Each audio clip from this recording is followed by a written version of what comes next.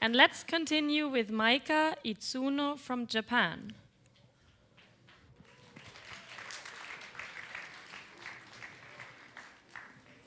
Thank you.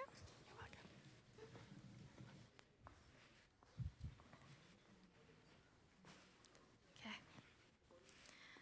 So, hi, I'm Maika Itsuno from Tokyo, Japan, studying in Keio University School of Medicine. Well, even a year ago, I couldn't imagine myself standing on this stage presenting my research like this. Well, I thought becoming a medical doctor is the only option I would take after graduating medical school. But I've found, however, that it's really interesting to be participating in the research because in life science research, you will possibly is capable of finding the new treatment for the incurable disease someday. So that's why I'm here. And I would say that it's never too late to start your own research. And now I will talk more about my research. So I focus on a gene mutation called dementia, called frontotemporal dementia with Parkinsonism linked to chromosome 17, known as FTDP17. Though you may not be familiar with this long-named disease, it is actually the second most common early onset dementia after Alzheimer's disease. And out of over 50 mutations found as factors, the patients with particular mutation called R406W are reported to exhibit the Alzheimer-like symptoms of early memory loss.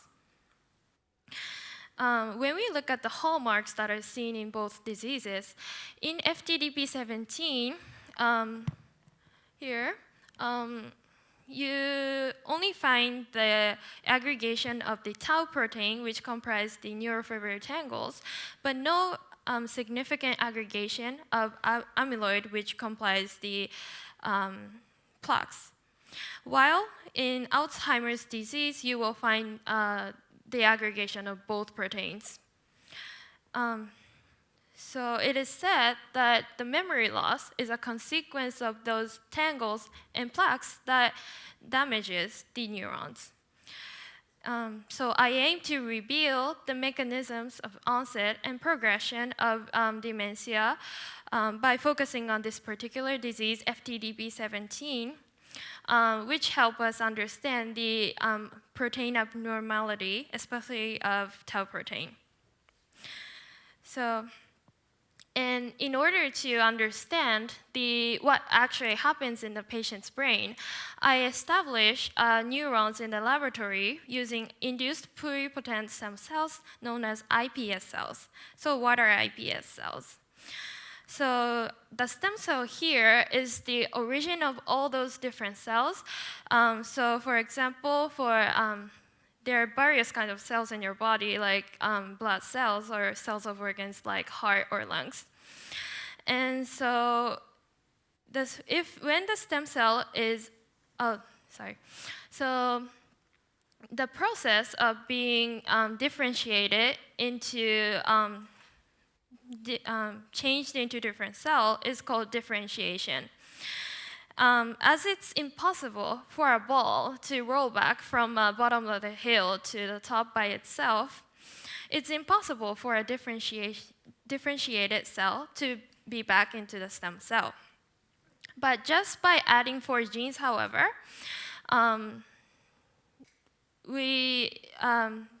the process called reprogramming happens, and it enables the cells to be back into the stem cells, and they gain the ability to be differentiated again with keeping the full set of original gene information. So, gene information. So the iPS cell is a crucial technology for us to get neurons, just what I do, because it's difficult to get neurons out from someone's brain. And this technology was invented by a Professor Yamanaka. He's the Japanese Nobel Prize laureate back in 2012. So how do I get neurons from the iPS cells? By transferring cells from a plate to the another, and adding necessary chemicals at appropriate timing, I prepare the best environment for iPS cells to be changed into organoid, which is the three-dimensional mini brain model. Then I finally get patients and non-patients neuron by dispersing them. As a conclusion, I found some of the abnormalities in the neurons of the patients that using the technology of immunofluorescent, the axon seems as if it's separated into bits in patients' neurons. And so as in the tau modification, so the tau is less phosphorylated, as shown in the graph above, and it's fragmented, as shown in the graph below, in the patient's cell compared to the healthy people's neurons. So likewise, some of the abnormalities are found in patients' neurons. So my future work will be to find out why these occurs and how these affect the brain function.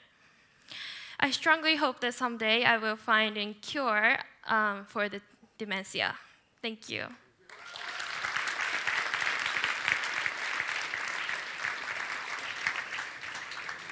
Thank you very much. Thank you. Is there any question? Yes, there's one question down here in the first row. Yeah. Okay, thanks for your lecture. I understand drug development takes considerable time, but what's your best guess? I mean, when do we see the first medical treatments for Alzheimer's disease, for example? Yes, thank you for your question. So for dementia, take for example Alzheimer's disease, like many researchers in the world who researches about Alzheimer's disease, but they didn't reveal anything at all. We don't even know how it occurs and why it occurs. So I don't think there's one specific reason that occurs dementia, but I think it's multi-reasonal. And so, but in my research, we focus on a tau protein in specific. So I hope to reveal the secrets of tau proteins that leads to the early memory loss. And I hope I would have some approach to the tau proteins. Yeah, okay, thank you. Thank you. Is there any other question? Up there, in the very back.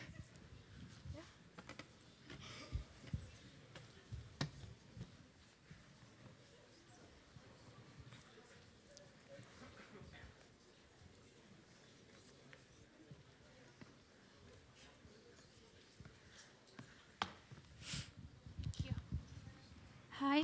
Hey. So,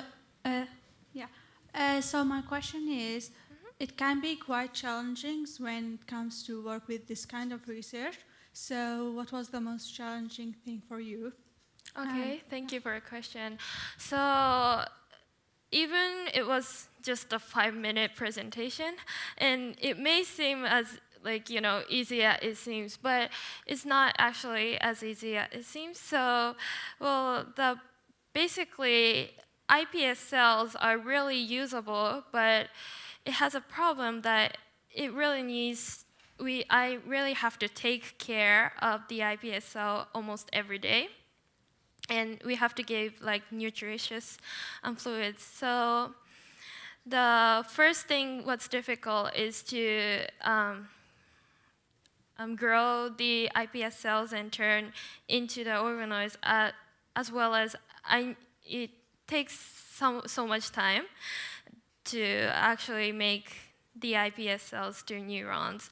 So, and one little mistake will become a failure of making neurons. So it was really difficult to take samples. Yes. Another question? Okay, all right. So thank you very much. Yeah.